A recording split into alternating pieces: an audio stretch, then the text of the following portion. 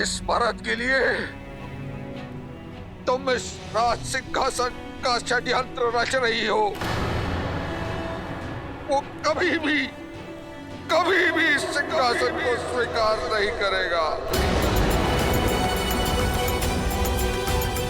देख लेना, तुम देख लेना कैकेयी,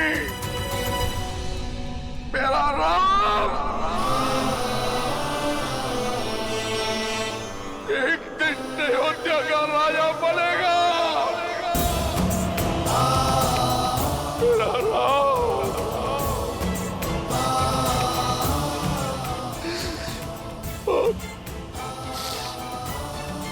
और उसके तीनों भाई मेरे तीनों पुत्र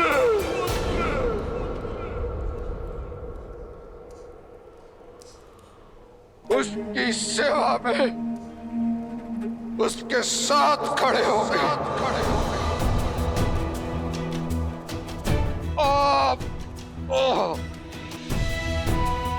मर्यादा और न्याय का मुकुट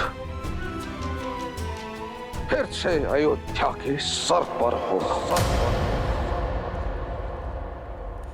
तुम कैसे भूल गई कैकेयी कि स्वयं तुमने मुझे अपने पिता से वचन मुक्त करवाया था। कैकेयी, स्मरण है तुम्हें? तुमने कहा था कि मेरा ज्येष्ठ पुत्र तुम्हारा पुत्र भी होगा, किंतु कैकेयी अब जो तुम कर रही हो ना, उससे तुम्हारा नाम इतिहास में कलंकित हो जाएगा।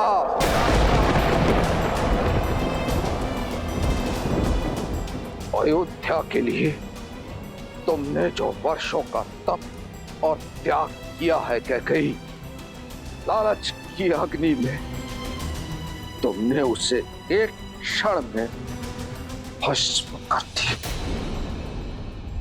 कैकेयी, देख लेना, तुम्हारी आत्मा को अनंत काल तक मुक्ति नहीं मिलेगी, नहीं मिलेगी मुक्ति।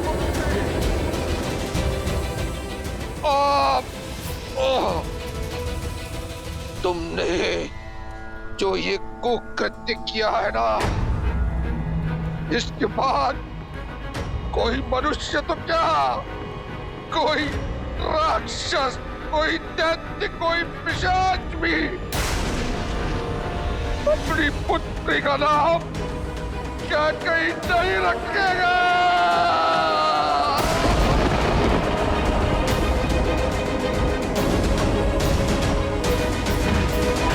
महाराज, तो राम उससे निकट आने का प्रयास भी मत कर रहा। तो ईश्वर से एक ही प्रार्थना है, कभी भी तुम्हारा मुख ना देखूं और नहीं तुम्हारा स्वर सुनना पड़े।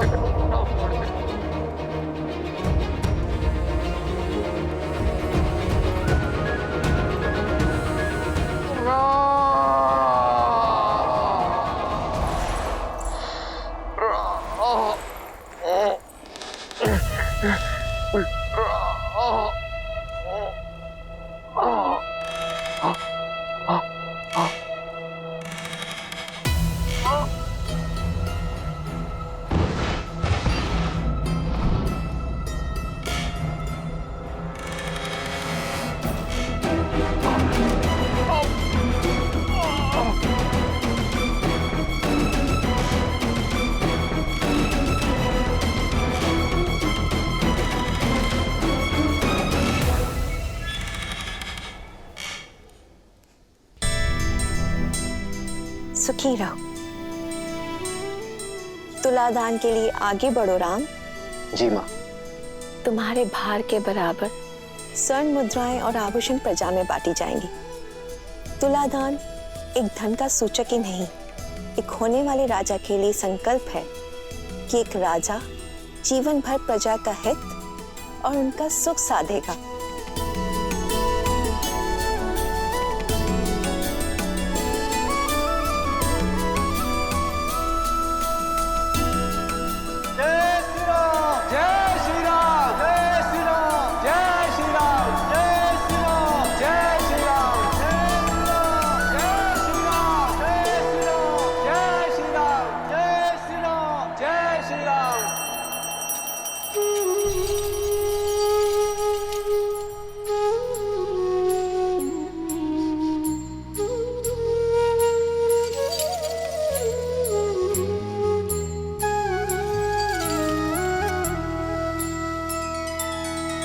श्री रामचंद्र कृपालु भजु मन हरण भव भय दारुणम। नव कंज लोचन कंज मुख कर कंज पद कंजारुणम। भगवान के अवतार का केवल नहीं गुणगान है, कैसे नारायण बने नर इसका पावन ज्ञान है।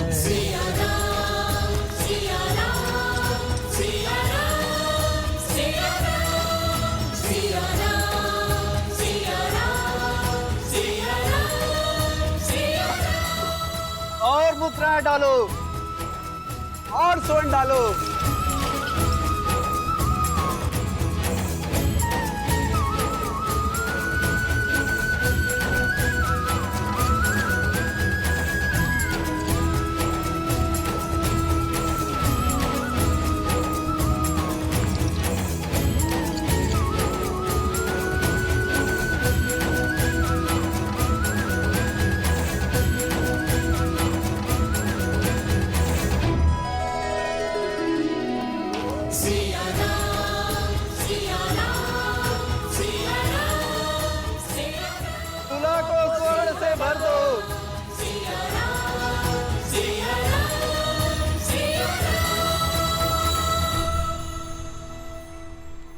आज कहीं संसार भर का स्वर्ण ही ना समाप्त हो जाए। लगता है स्वयं देवी लक्ष्मी जी की कृपा हुई है आज अयोध्या वासियों पर। भैया, आज प्रसन्नता इतनी है कि अयोध्या के प्रत्येक घर को स्वर्ण से भर देना है।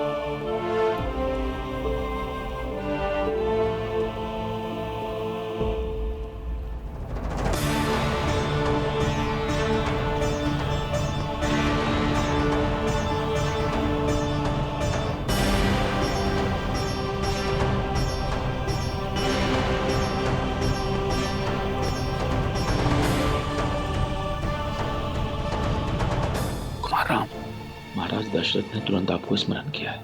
वो गोभवन में महारानी कैकेयी के साथ।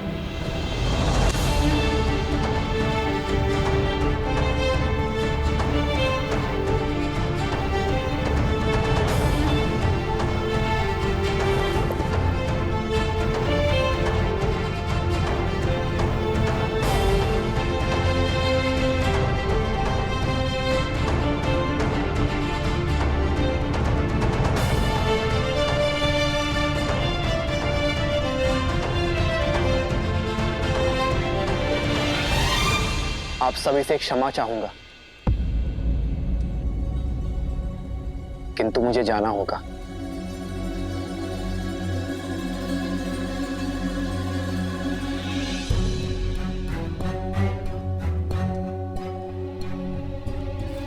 लक्ष्मण,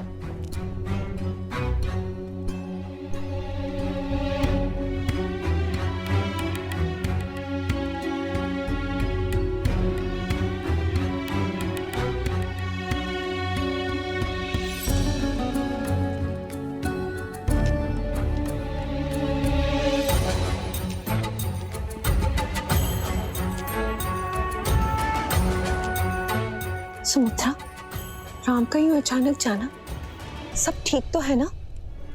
पता नहीं दीदी, किंतु अमात्य सुमंत्र बहुत गंभीर दिख रहे थे।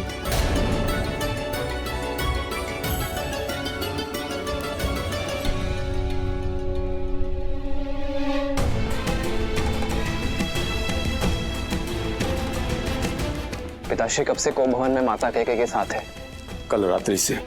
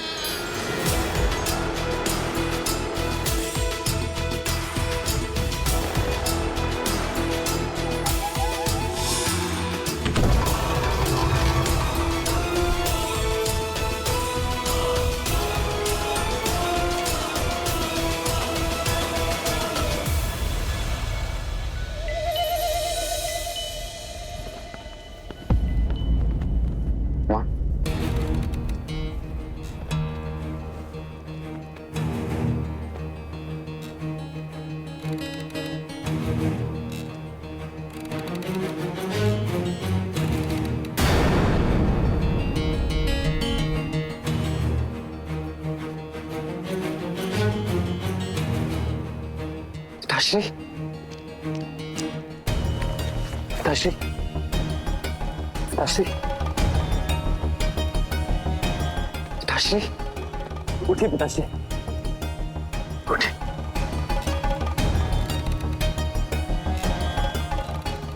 विश्राम करिए पिताश्री।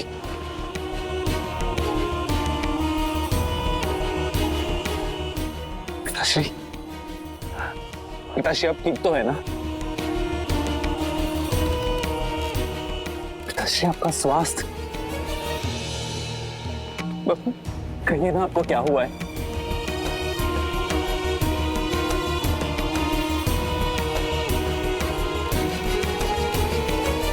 माँ, आप थी ना पिताश्री के साथ, तो कहिए ना क्या हुआ है इनको?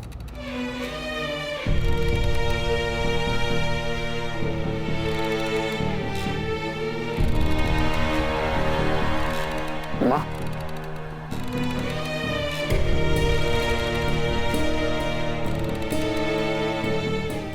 पिताश्री, पिताश्री मैं राजवैद्य को बुलाकर लेकर आता हूँ। वो तुरंत आपका उपचार कर देंगे।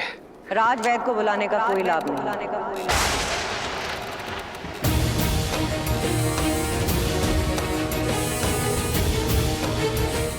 इनकी पीड़ा तन की नहीं, मन की है, मन की है।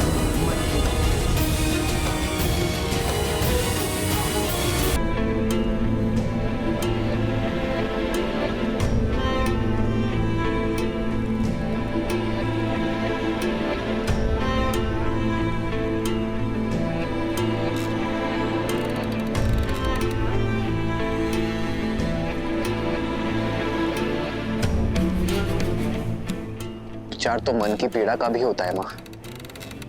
आप मुझे बताइए, कौन सी बात है जो पिताश्री के मन को व्यथित कर रही है? क्या आप दोनों के बीच कुछ मतभेद हुआ है? मैं बात करूंगा पिताश्री से माँ। आपस में बैठकर बात करेंगे तो मतभेद दूर हो जाएगा। मतभेद हल हो सकते हैं, मनभेद नहीं। और वैसे भी इस समस्या का कारण ना तुम्हारे पिताश्री हैं और ना मैं। तो फिर कौन है माँ? तुम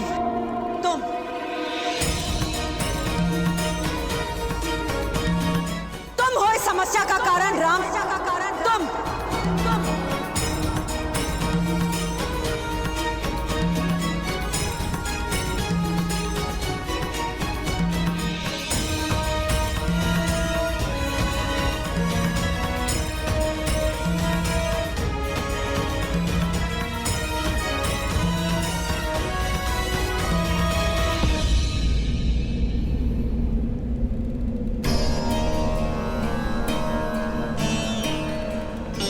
ऐसा क्या अपराध कर दिया मैंने माँ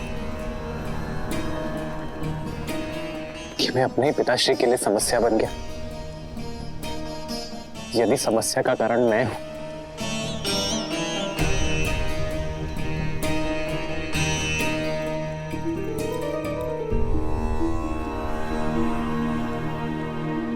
तो उसका निवारण भी मैं ही करूंगा माँ।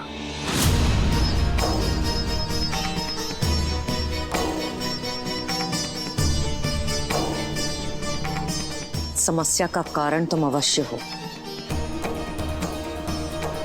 किंतु निवारण तुम्हारे वश में नहीं है। आज तुम्हारे कारण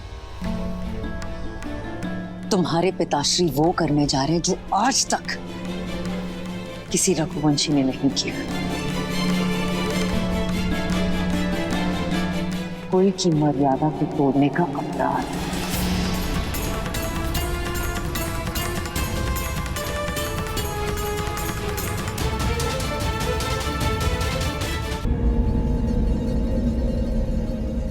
माँ, आप मुझे दोषी मानती हैं, ये स्वीकार है मुझे, किंतु महाराज दशरथ सदा निष्कलंक थे और सदा रहेंगे। वो जीवन भर धर्म की रक्षा, रघुवंश की मर्यादा के मार्ग पर चले हैं माँ। सृष्टिहीन मनुष्य मार्ग भटक जाता है, और तुम्हारे प्रिय पिताश्री पुत्र मोह में, तुम्हारे मोह में मार्ग भटक चुके हैं, दृष्टिहीन हो चुके हैं और अधर्म के रास्ते पर चल चुके हैं।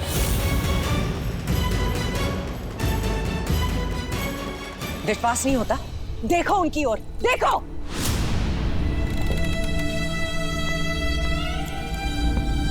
मर्यादा भंग करने के शूल ने इनके शव बांध दिए,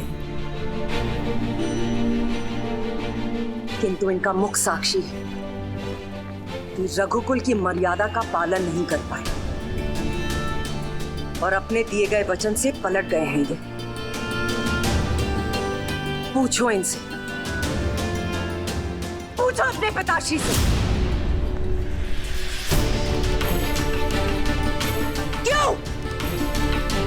क्यों मेरे बलिदान का मान नहीं रखा जा रहा है? सम्रासुर युद्ध के पश्चात जो 2 वरदान मुझे दिए थे, उनकी पूर्ति करने से क्यों हिचकिचा रहे हैं? पूछो अपने पिताश्री से राम, पूछो।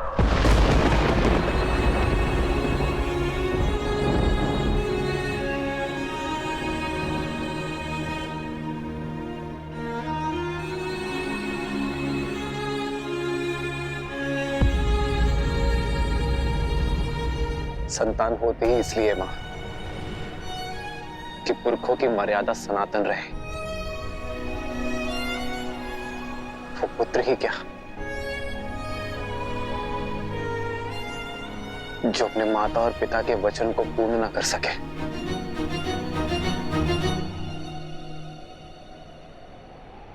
क्या वर मांगे थे आपने मां?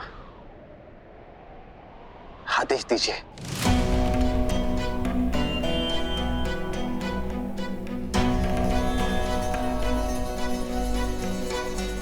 जो पिता नहीं कर पाए वो पुत्र क्या करेगा? फिर भी अगर तुम सुनना ही चाहते हो तो सुन, मेरा पहला वर अयोध्या के सिंहासन पर अब तुम नहीं, मेरा पुत्र भरत बैठेगा।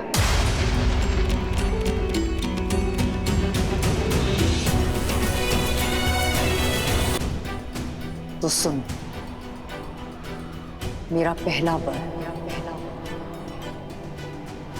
अयोध्या के सिंहासन पर अब तुम नहीं, मेरा पुत्र भरत बैठेगा।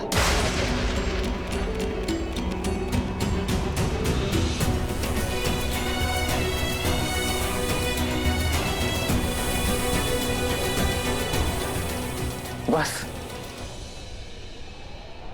इतनी सी बात मां,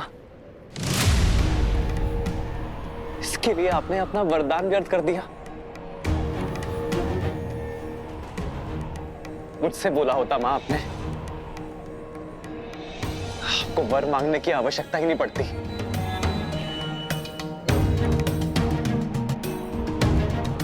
मेरा भरत राजा बने, इससे किसी को क्या आपत्ति हो सकती है मां? भरत जैसा न्यायप्रिय और परोपकारी राजा पाकर अयोध्या धन्य हो जाएगी मां। अब दूसरा वर बताइए मां।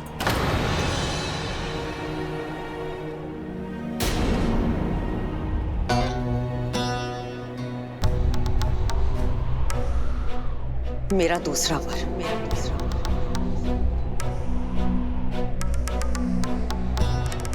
तुम शीघ्र अतिशीघ्र अयोध्या छोड़कर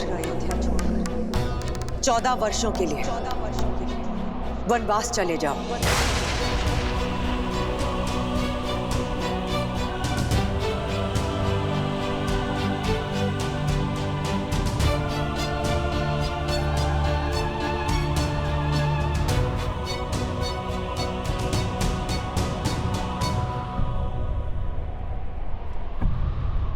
स्वीकार है मुझे मां, स्वीकार है मुझे मां।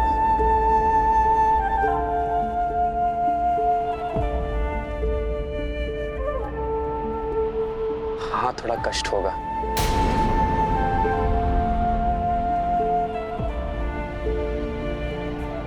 अपने बूढ़े पिता को और स्नेहमयी 3 माताओं को इस अवस्था में छोड़कर दूर जाना होगा। थोड़ा कष्ट होगा मां, किंतु कष्ट से अधिक आनंद भी होगा।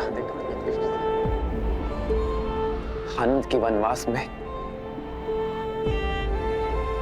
मुझे मेरी देश और प्रजा को अधिक समझने का अवसर मिलेगा, संतों से सीखने का, संतों की सेवा करने का और उनसे उचित ज्ञान प्राप्त करने का अवसर मिलेगा।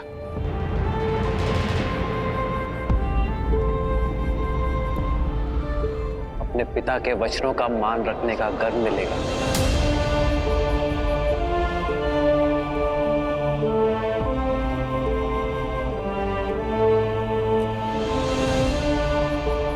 अपनी मां की इच्छा को पूर्ण करने का संतोष मिलेगा।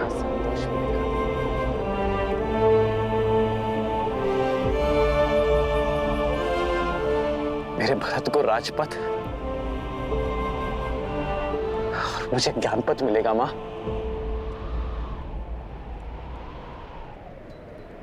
मां, ये वर मांगकर आपने इस राम की झोली में आनंद और सुख भर दिया है मां।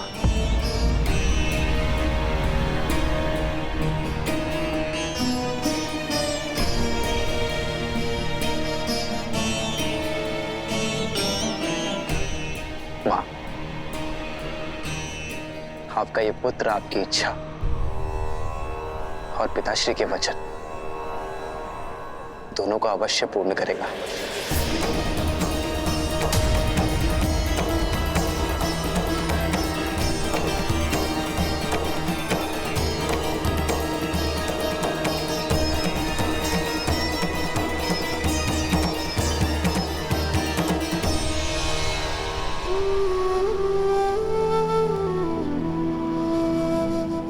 पिताश्री, बस इतनी सी बात पर व्यथित हो गए आप? विश्वास नहीं था अपने राम पर?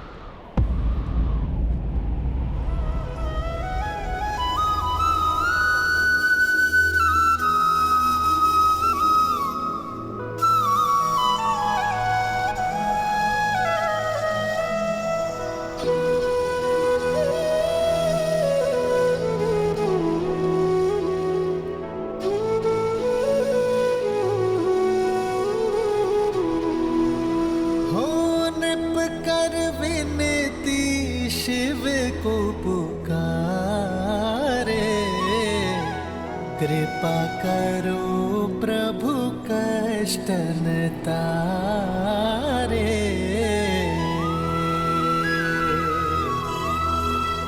आशुतोष तुम जग पालनहारी, दीन दुखी मैं अवध बिहारी।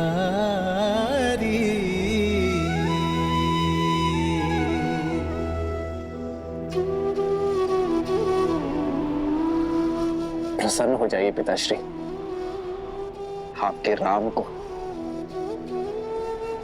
महाराजा हरिश्चंद्र और भगीरथ के मार्ग पर चलने का सौभाग्य मिला है। मैं धर्म यात्रा पर प्रस्थान करने जा रहा हूं पिताश्री। अपने नेत्रों पर इन अश्रुओं के साथ नहीं, अपने मुख पर गर्व के साथ अनुमति दीजिए पिताश्री।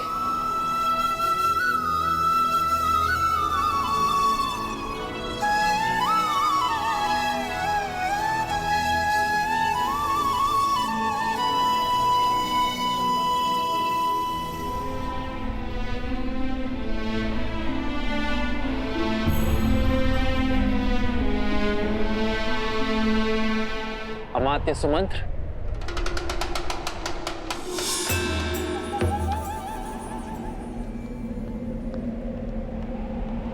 जी कुमार। पिताश्री का स्वास्थ्य ठीक नहीं है, ये किसी को ज्ञात नहीं होना चाहिए। आप इसी क्षण राजसभा जाएं और मेरा एक संदेश सभी को दें।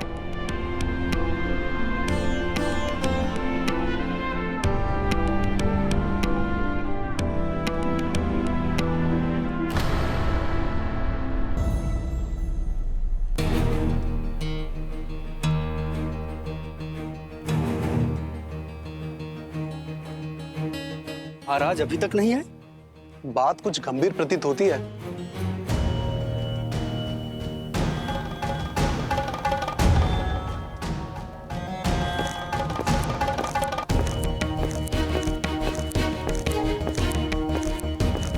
राम आ गया।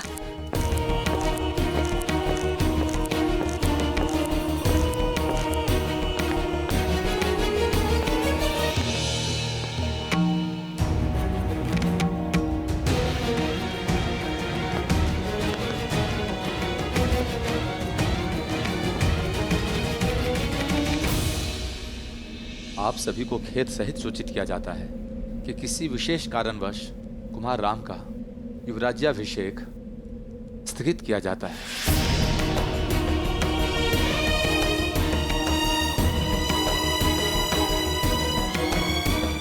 अचानक ऐसा क्या हो गया? ऐसी क्या बात है जो हम सबसे छुपाई जा रही है?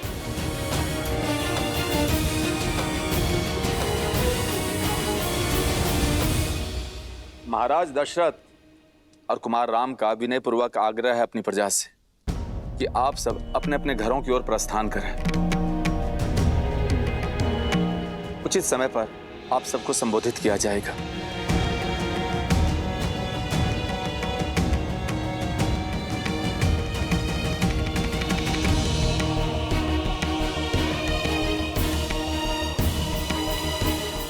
सुमंत्र जी, क्या बात है? सब ठीक तो है ना? क्यों बुलाया राम को महाराज ने? क्या हुआ है वहां? आप मौन क्यों हैं? सत्य बताइए सुमंत। कुमार राम महाराज के साथ ही हैं। उन्होंने आप सबसे निश्चिंत रहने के लिए कहा है। मैं स्वयं उनसे मिलकर आती हूँ। जी माँ, चलिए। ठहरिए।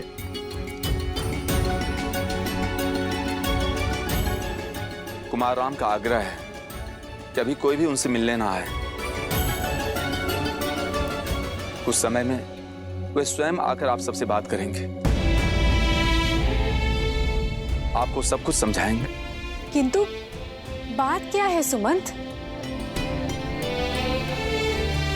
क्षमा महारानी, मुझे केवल इतना ही संदेश मिला है।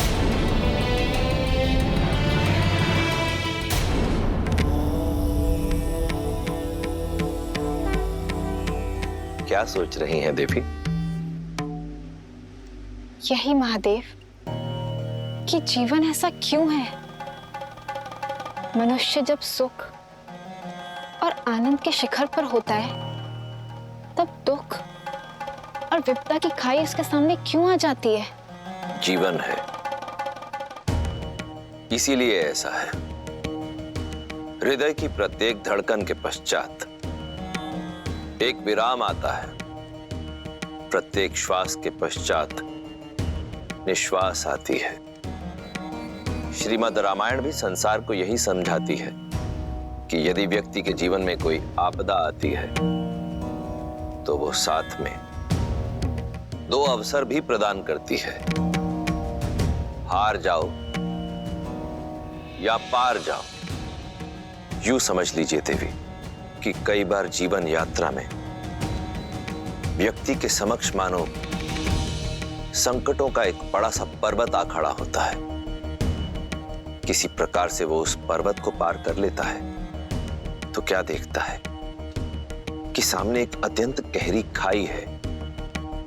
भरसक प्रयत्न करके वो उस खाई को पार करता है तो देखता है कि सामने पहले से भी कहीं ऊंचा एक और पर्वत खड़ा है। अब ऐसी विषम परिस्थिति में वो किस विकल्प का चुनाव करेगा, ये चयन उस मनुष्य का ही है। श्री राम के जीवन में भी ऐसी ही दुविधा आई, परंतु उन्होंने हार जाना नहीं, पार जाना चुना।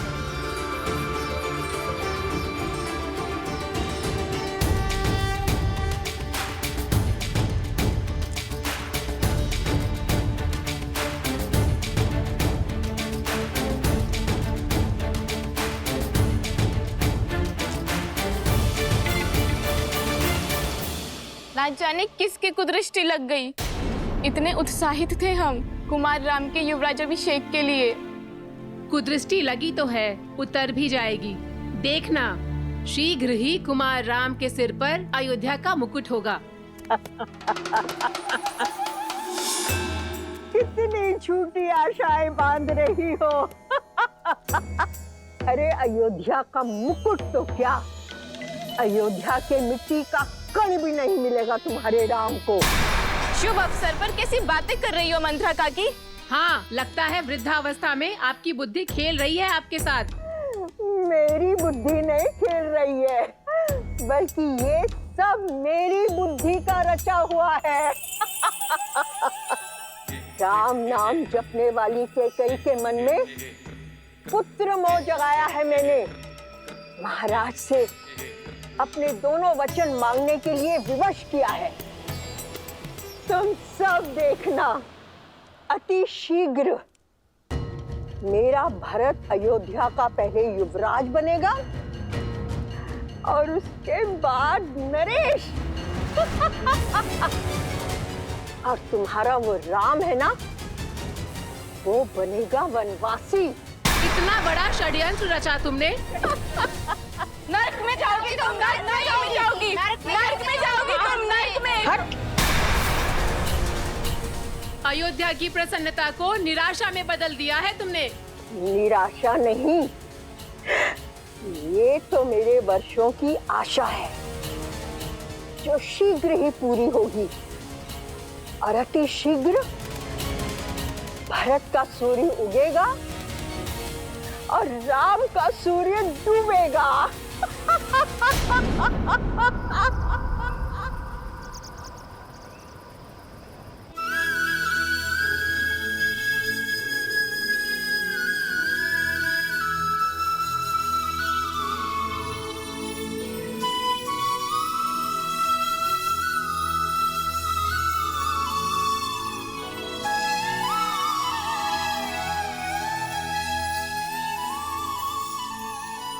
माँ,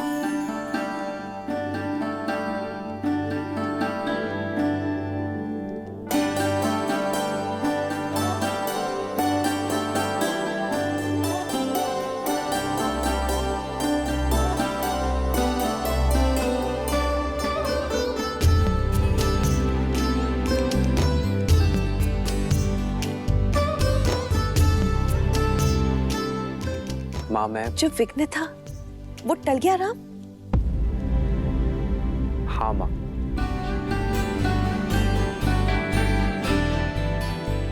रघुवंश की मर्यादा पर आया विघ्न टल गया है।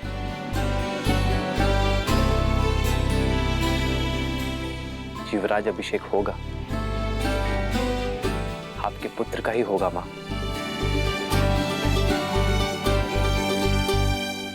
किंतु मेरा नहीं।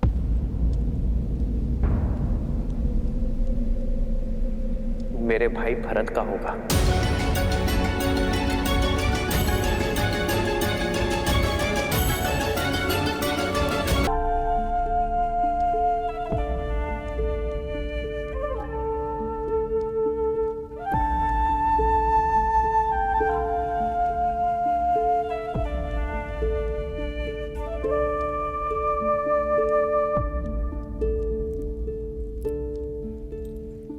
किंतु मां, अयोध्या के राज सिंहासन से भी बहुत बड़ा वरदान मिला है मुझे।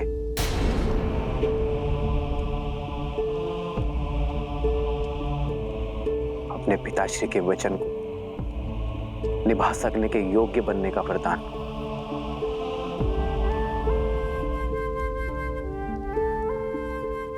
मां कैकेयी की इच्छा को पूर्ण करने का वरदान। रघुकुल की रीत निभाने का वरदान। पितामह हरिश्चंद्र के पथ पर चलने का वरदान। और सबसे बड़ी बात मां, संतों की सेवा करने का वरदान। उनसे उचित ज्ञान और सीख पाने का वरदान। और ये वरदान क्या है आर्य?